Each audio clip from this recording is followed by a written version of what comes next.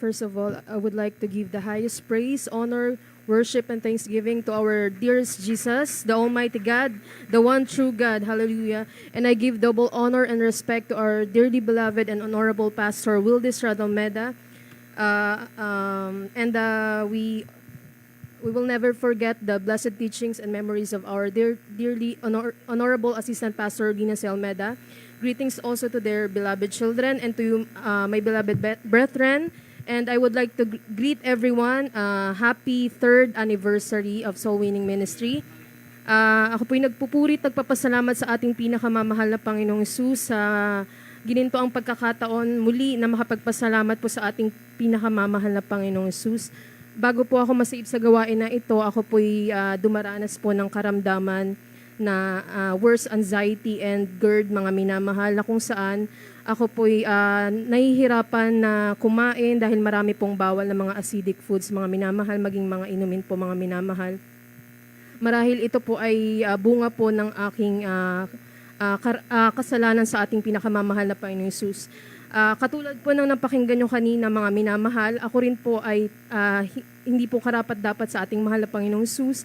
Dahil bago po ako masave sa gawain na ito, mga minamahal, ako po ay nagkaroon po ng karelasyon ko po sa kapwa babae, mga minamahal, na talagang hindi po karapat-dapat sa ating pinakamamahal na Panginoong Hesus. Ngunit ating nalalaman, mga minamahal, na isa po ko sa pinili at tinawag ng ating mahal na Panginoong Hesus, mga minamahal, di man po karapat-dapat, na talagang ang mahal na Panginoong Hesus ay hindi po nagtatangi ng tao, mga minamahal. Hallelujah. At yung ako po yung nagkaroon ng karamdaman na yun, mga minamahal, talagang bumagsak po yung katawan ko, mga minamahal, yung timbang ko, mga minamahal. Dahil hindi po ako nakakakain ng maayos. At usually, ang kinakain ko lamang po ay oatmeal, saging, mga ganun, mga minamahal. At ako po'y nagtungo na din po sa mga doktor, albularyo, mga minamahal. Sinabi po sa albularyo na nakulam daw po ako, mga minamahal. At isang araw, mga minamahal, nakita ko po sa Facebook lamang po, mga minamahal, ang paanyaya po ng The Jesus Miracle Crusade International Ministry, na kung saan tinanggap ko po ang prayer and counseling. Ito po yung paanyaya ng ating mahal na Panginoong Hesus. At marahil, mga minamahal, ang karamdaman ko po talaga ang ginamit ng ating pinakamamahal na Panginoong Hesus upang ako po'y dalhin niya sa kanyang tunay na at banal na gawain, mga minamahal. At akin pong tinanggap ang paanyaya, mga minamahal. At nung araw na po yun, mga minamahal, talagang ay may kakaiba po talaga ako naramdaman, mga minamahal, nung ako po'y pinanalangin, mga minamahal, sa pamamagitan lamang po ng video call. At hindi ko po mapigilan aking pagluha, mga minamahal, at parang binigyan po ako ng kaginhawaan ng ating pinakamamahal na Panginoon Hesus. Hallelujah. Kinabukasan po, ako po'y tumanggap po ng bautismo sa tubig sa pangalan ng ating pinakamamahal na Panginoon Hesus. Hallelujah. At sa kahabagan ng mahal na Panginoon Hesus, eventually, mga minamahal, yung mga bawal na pagkain po during ako nang may sakit na GERD na yun, mga minamahal, akin na po itong nakakain, mga minamahal. Hallelujah. Amen. Hallelujah.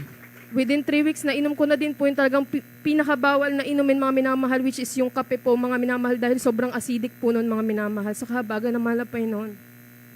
At akin pong pinagpapasalamat sa mahal na Panginoon Hesus na unti-unti, mga minamahal, ako po'y tinuturuan kung paano sumunod sa kalooban ng mahal na Panginoon Hesus. Hallelujah.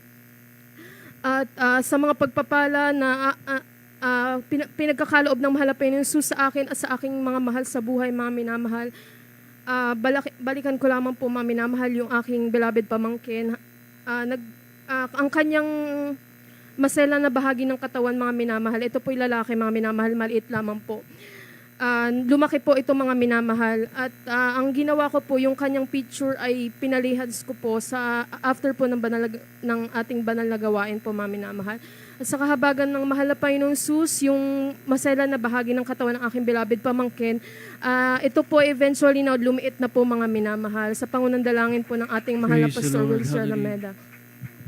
At salamat po sa mahal na Panginoon Hesus sa patuloy na paggabay, at dito po sa banal na gawain, tinuruan po tayo kung paano ang tunay na pananampalataya sa ating mahal na Panginoon. Amen. Hallelujah.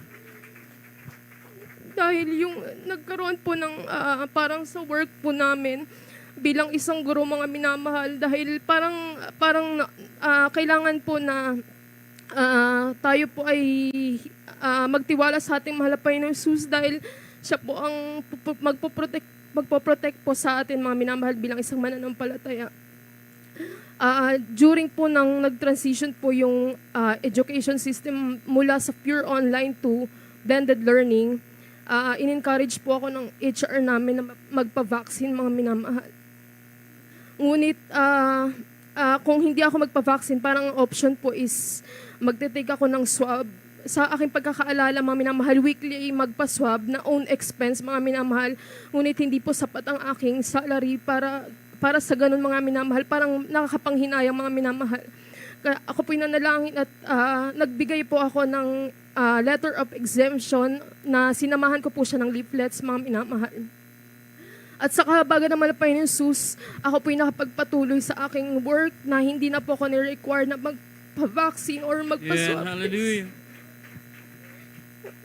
Salamat sa Panginoong Jesus, kahit tayo ay dumaraan sa mga pagsubok o paglilinis ng ating mahal na Panginoon.